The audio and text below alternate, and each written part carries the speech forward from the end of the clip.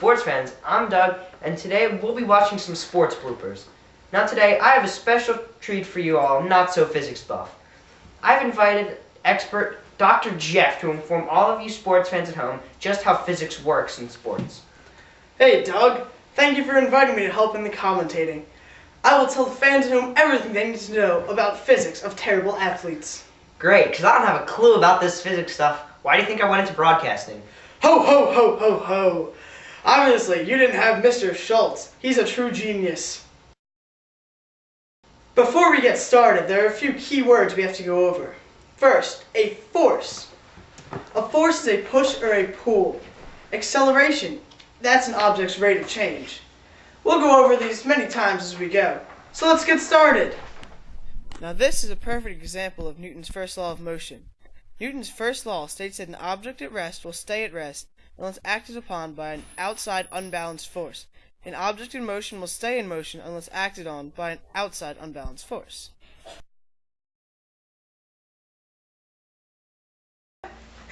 How? This is an example because the ball will drop from the kicker's hand until it's acted upon by the kicker's foot. In this case, the outside force. The ball will move because the air has very little resistance and the kicker's foot has more inertia. Inertia is mass times velocity. And the kicker's foot has more inertia than the ball. Mass is just the weight of the ball and it is measured in kilograms. Wow, I did not realize it was that simple. Yeah, let's keep watching. This guy running and jumping and tripping and falling over those people, so stupid to fall like that. Something as simple as jumping is just perfect. Perfect for what? Going higher than someone who's not? No, silly. Ha ha ha. Perfect to demonstrate Newton's third law. Again with this Newton guy, how many of these laws are there? Well, just 3. But back to the physics. Newton's third law of motion states that every action has an equal and opposite reaction. This is called an action-reaction force pair. When a force is applied onto an object, the object pushes back. This doesn't show running and jumping. What's he pushing against? This does show it. The guy jumping pushes downward and back onto the ground. The reaction is the ground pushing on him in the opposite direction than the force was applied. Could it really be that simple? Let's keep watching. I don't know how that guy doesn't puke after being spun around like that. I don't know how he holds his lunch down, but I know how he loses control of his car. How? And why? It all has to do with the coefficient of friction, more easily said as mu. Mu? Like the cow? No, pudding head. Mu is the force that keeps the contact between an object and its surface, and the force of friction. Basically, mu equals the force used to move the object, divided by the amount of friction between the object and the surface. So this is an example because the mu is very low because the tires are smooth and so is the ground. So when the mu is closer to 0, the driver loses control of his car. And his lunch. Precisely. And also that mu changes when the surface changes. So the coefficient of friction is mu. Kinetic friction, that's the energy of motion, equal to half the mass multiplied by the speed squared.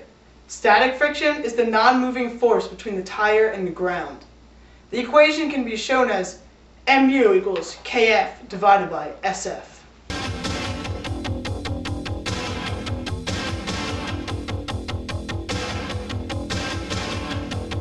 This monster truck driver is just out of his mind. Just flips over like that.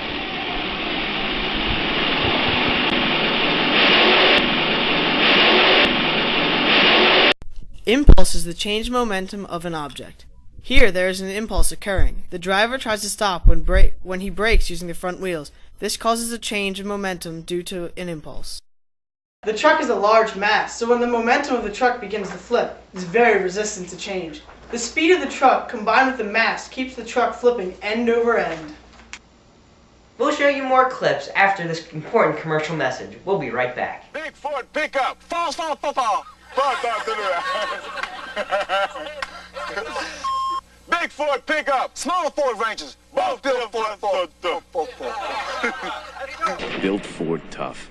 You've been talking about me about these laws all day. You've talked about the first law and the third law. Now, I think I can show you about the second law. All right. Let's go out to the field. Okay, Here, we have sled A and sled B. They weigh the same amount. Now, Iman, who weighs 64 kilograms, is going to get in sled A. I'm going to apply the same force to both these sleds. Sled A will be much more difficult to push because it has more mass in it.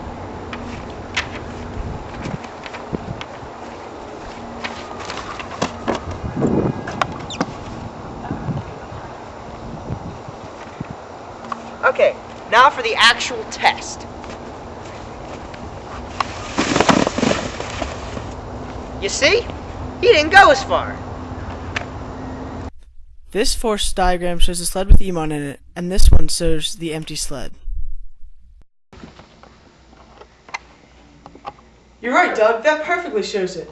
You see, what happened out there is very easily explained by Newton's second law of motion. The law states that mass and acceleration are inversely proportional.